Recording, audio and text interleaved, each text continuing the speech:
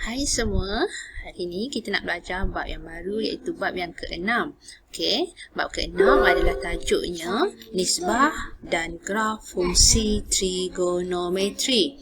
Okey, jadi sebelum ni sebenarnya kamu dah pernah dengar perkataan trigonometri ni. Okey, dah pernah belajar dah sebelum ni. Okey, so dua perkara yang kita nak capai ialah pertama kita nak tahu nilai sinus, kosinus dan tangent ataupun kita biasa panggil sin, cos, tangent. Okey. Yang kedua, kita nak juga kena pasti graf bagi fungsi trigonometri ni. Macam mana rupa graf sinus, macam mana rupa graf kosinus dan juga tangent. Okey. So dua benda ni yang kita akan belajar dalam bab yang ke-6. Okey, so mula-mula sekali kita nak kena pasti nilai sinus, kosinus dengan tangent. Okey, so kamu kena ingat trigonometri ni dia melibatkan bulatan dan juga segitiga sebenarnya. So, satu bulatan ni dalam gambar rajah ni, bulatan ini kita panggil sebagai bulatan unit. Kenapa bulatan unit? Sebab dia punya jejari, dia punya jejari adalah nilai di satu. Yang kita tahu kan, kalau satu bulatan, sini pusat dia, sini kita panggil jejari. Ke sini pun jejari, ke sini pun jejari. Okey, untuk bulatan unit, semua jejari dia bernilai 1. Sebab tu kamu perhatikan di sini, daripada kosong hingga sini adalah 1. Yang ini juga nilai dia 1, tapi disebabkan dia di negatif, jadilah negatif 1. Di sini juga jarak dia, panjang dia adalah 1. Bawah pun juga 1. Okey, ini kita panggil bulatan unit di mana jari dia 1. Dan bulatan unit ini mempunyai 4 sukuan. Okey, 4 sukuan. Kat mana sukuan dia? Okey, ini saya tunjukkan. Untuk ini, sukuan yang pertama adalah di sebelah sini. Okey, sukuan yang kedua di sini. Sukuan yang ketiga di bawah ni. Sukuan keempat yang sini. Nampak Dia punya pusingan dia, okey, daripada sini 1, 2, 3, 4 patah balik. Okey, 1, 2, 3, 4. Dan kamu kena tahu di sukuan pertama sudutnya adalah berapa? Daripada 0 darjah hinggalah 90 darjah. Okey, sini 90 darjah.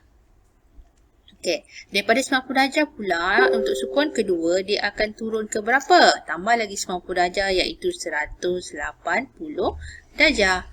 Okey, dan sukuan 3 daripada 180 turun ke bawah akan menjadi 270 darjah. Dan last sekali sukuan keempat pusing balik sini, patah balik di sini, dia akan menjadi 360 darjah. Dan kita memang sedia maklum, satu bulatan sudutnya adalah 360 darjah. Okey, so kamu kena tahu sukuan-sukuan ini dan juga nilai-nilai sudut pada sukuan-sukuan tersebut. Okey. Okey, kita tengok hubungan sudut dalam sukuan dengan sudut rujukan sepadan. Okey, sudut sepadan ni dia cerita dia macam ni, lebih kurang macam ni.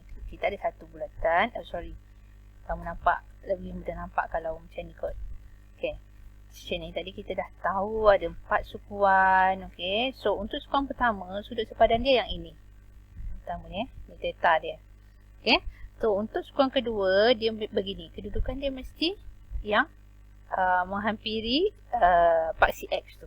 Okey, ini pada sukuan ketiga dan ini sudut sepadan pada sukuan yang keempat. Okey, so bila kita nak mencari nilai sudut-sudut yang sepadan ni, okey, caranya mudah je. Kamu kena hafal ini. Yang cikgu highlightkan ni kamu kena hafal. Okey. So, pada sukuan pertama kan, sudut sepadan dia adalah sama dengan sudut dalam sukuan. Okey, manakala untuk sukuan yang kedua kat sini ni, sudut sepadan dia kita kira dengan, okey, yang cikgu labelkan sebagai alfa ni, alfa ni sebagai sepadan, sukuan ni theta. Okey, untuk sukuan kedua 180 tolak theta, sukuan ketiga theta tolak 180 dan sukuan keempat 360 tolak theta. Itu rumus yang perlu kamu hafal. Okey, nanti kita tengok macam mana nak gunakan rumus ni untuk mengira nilai bagi sudut rujukan sepadan. Okay, kita tengok pengiraan sudut rujukan sepadan. Okey, dia bagi kat sini 130 ni adalah sudut theta dia. Jadi kita tengok 130 adalah pada sukuan yang kedua. Dan rumus sukuan kedua ialah tadi kita dah hafal, iaitu 180 darjah tolak theta. So alfa di sini ialah 180 darjah tolaklah theta kita iaitu 130 darjah. Okey, so kita pun dapatlah 50 darjah. Okey, soalan kedua, tengok ni.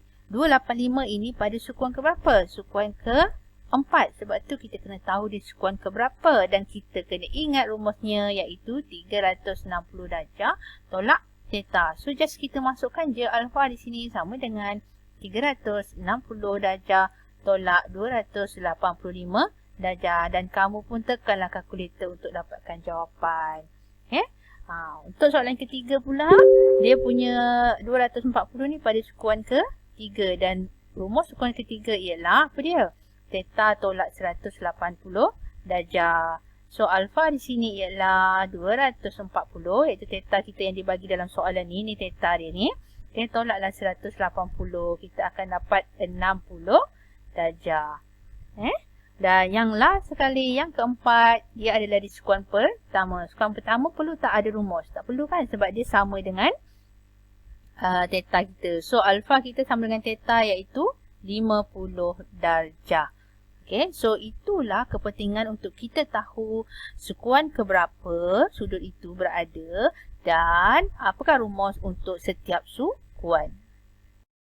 Okay, baik. So sekarang ni kita dah tahu ada 4 sukuan dan setiap sukuan ni nilai trigonometri iaitu sin, cos dan tangent ada yang positif, ada yang negatif. So kita kena hafal. Pada sukuan pertama semuanya positif. Bermaksud apa? Bermaksud nilai sin positif, nilai cos pun positif dan nilai tangent juga positif. Okay? Okay. Pada sukuan kedua pula, okay, sukuan kedua nilai ni saya tulis balik semula, sin positif, cos positif, tangent positif. Sukuan kedua hanya sin sahaja positif, bermaksud tangent dia negatif dan cos dia negatif. Sukuan ketiga tangent sahaja positif, so nilai cos dan nilai sin adalah negatif. Okay? Dan sukuan keempat, cos positif jadi sin dan tangent dia adalah negatif. Kena hafal. Sukuan pertama semua positif. Sukuan kedua sin sahaja yang positif. Sukuan ketiga tangent sahaja positif. Dan sukuan keempat cos sahaja yang positif. Kenapa kena tahu ni positif negatif ni? Apa hubungan fungsi dia dengan sudut sepadan? Kita akan tengok contohnya selepas ini. Okey, inilah pengiraan yang melibatkan hubungan fungsi yang positif negatif yang kita perlu hafal tadi tu. Okey, perkara pertama tengok soalan A, kita nak tengok hubungan fungsi dia. Okey, tengok pada nilai sudut yang diberi 312. 312 berada di sukuan keempat. Okey, dan perkara yang perlu kita ingat juga, di sukuan keempat rumusnya adalah 360 darjah tolak theta. Itu 2 poin yang kita kena ingat. Dan satu lagi, kita tengok sin. Sin pada sukuan keempat adalah bernilai negatif. Macam tu. So, kita nak kira dia macam mana. Apa dia punya ni? Sin 312 adalah bersamaan dengan negatif sin. Okay. Cikgu turunkan bawah dulu. Okey, semula sini sin 312 adalah bersamaan, sebab dia negatif kita letak sini negatif sin. Jadi rumusnya yang ini kan. Okey, so 360 tolak 312 macam tu.